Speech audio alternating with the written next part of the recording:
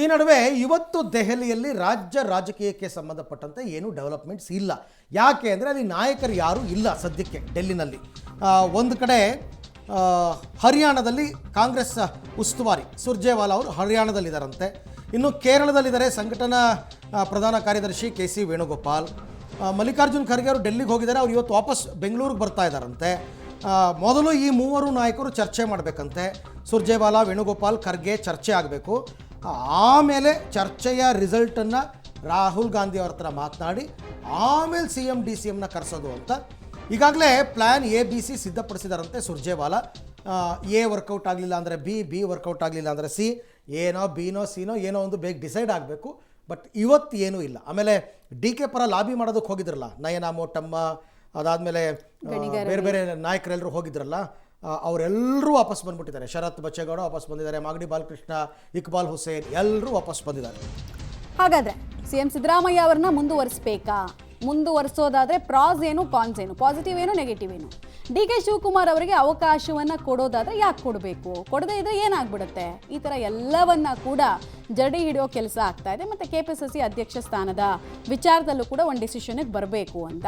ಹೀಗಾಗಿ ಮೂವರು ಚರ್ಚಿಸಿ ಬಳಿಕ ರಾಹುಲ್ ಗಾಂಧಿ ಅವರ ಹತ್ರ ಇಂಥದ್ದೊಂದು ಮಾರ್ಗ ಸಾಧನ ಇದೆ, ಹಿಂಗೆ ಮಾಡಿದ್ರೆ ಕರ್ನಾಟಕವನ್ನು ನಾವು ಉಳಿಸ್ಕೋಬೋದು, ಸರ್ಕಾರ ಕೊಲಾಪ್ಸ್ ಆಗಲ್ಲ, ಹಿಂಗೊಂದಿದೆ, ನೀವೇನು ಮಾಡ್ತೀರಾ ನೋಡಿ ಅಂತ ಅವರ ಆಯ್ಕೆಗೆ ಬಿಡಬಹುದು. ಶುಕ್ರವಾರದ ಬಳಿಕ ದೆಹಲಿಯಲ್ಲಿ ಹೈ ವೋಲ್ಟೇಜ್ ಸಭೆಯ ನಿರೀಕ್ಷೆ. ಅಂದರೆ ಆಪರೇಷನ್ ಥಿಯೇಟರ್ ಆನ್ ಆಗ್ತಾ ಇದೆ. ಅದಕ್ಕಿಂತ ಮುಂಚೆ ಎಲ್ಲ ಸರ್ಜನ್ಸ್ ಕೂತ್ಕೊಂಡು ಮಾತಾಡ್ತಾರಲ್ಲ, ಹೆಂಗೆ ಮಾಡಬೇಕು ಪೇಷಂಟ್ಗೆ ಸರ್ಜರಿ, ಎಷ್ಟು ಡೀಪಾಗಿ ಕಟ್ ಮಾಡಬೇಕು, ಹೆಂಗೆ ಯಾರು ಹೊಲಿಗೆ ಹಾಕಬೇಕು, ಯಾರು ಮುಲಾಮ್ ಹಚ್ಚಬೇಕು, ಯಾವ ಪ್ರಿಸ್ಕ್ರಿಪ್ಷನ್ ಕೊಡಬೇಕು ಅಂತ ಸರ್ಜನ್ಗಳು ರೆಡಿ ಮಾಡ್ಕೊಳ್ತಾ ಇದ್ದಾರೆ. ಆಪರೇಷನ್ ಥಿಯೇಟರ್ ಸ್ವಲ್ಪ ಹೊತ್ತಲ್ಲಿ ಆನ್ ಆಗುತ್ತೆ, ಮುಕ್ತವಾಗ್ತಾ ಇದ್ದೀವಿ ಆಪ್ಷನ್ಸ್ಗೆ, ನಾವು ನೋಡ್ತಾ ಇದ್ದೀವಿ ಆಯ್ಕೆಗಳನ್ನು ಅನ್ನೋದನ್ನು ಸಂದೇಶ ಕೊಟ್ಟಂಗಿದೆ. ಡೀಟೇಲ್ಸ್ ಕೊಡ್ತಾರೆ ಶಬೀರ್ ನೇರ ಸಂಪರ್ಕದಲ್ಲಿ. ಶಬೀರ್, ಈಗ ಈ ಎಲ್ಲ ಬೆಳವಣಿಗೆಗಳನ್ನು ನೋಡ್ತಾ ಇದ್ರೆ ಆಪರೇಷನ್ ಥಿಯೇಟರ್ಗೆ ಪೇಷಂಟ್ನ ಕರ್ಕೊಂಡು ಹೋಗೋಕ್ಕೂ ಮುಂಚೆ ಸರ್ಜರಿಗೆ ಬೇಕಾದ ಸಿದ್ಧತೆಗಳನ್ನು ನಾಯಕರು ಮಾಡ್ಕೊಳ್ತಾ ಇದ್ದಾರೆ ಅಂತ. ಮಮತಾ, ರಾಜ್ಯ ಕಾಂಗ್ರೆಸ್ನಲ್ಲಿ ಮಾಡಬೇಕಾಗಿರುವಂಥ ಬದಲಾವಣೆ ಅಥವಾ ಯಥಾಸ್ಥಿತಿಯನ್ನು ಮುಂದುವರಿಸಬೇಕಾದ್ರೆ ಏನು ಮಾಡಬೇಕು ಅನ್ನುವ ವಿಚಾರಕ್ಕೆ ಸಂಬಂಧಪಟ್ಟಂತೆ ಈಗ ದೆಹಲಿ ಮಟ್ಟದಲ್ಲಿ ಒಂದಷ್ಟು ಚರ್ಚೆಗಳು ಶುರುವಾಗಿದ್ದಾವೆ. ರಾಜ್ಯ ಕಾಂಗ್ರೆಸ್ ಉಸ್ತುವಾರಿ ರಣದೀಪ್ ಸುರ್ಜೇವಾಲಾ ಒಂದಷ್ಟು ತಯಾರಿಗಳನ್ನು ಕೂಡ ಮಾಡ್ಕೊಂಡಿದ್ದಾರೆ.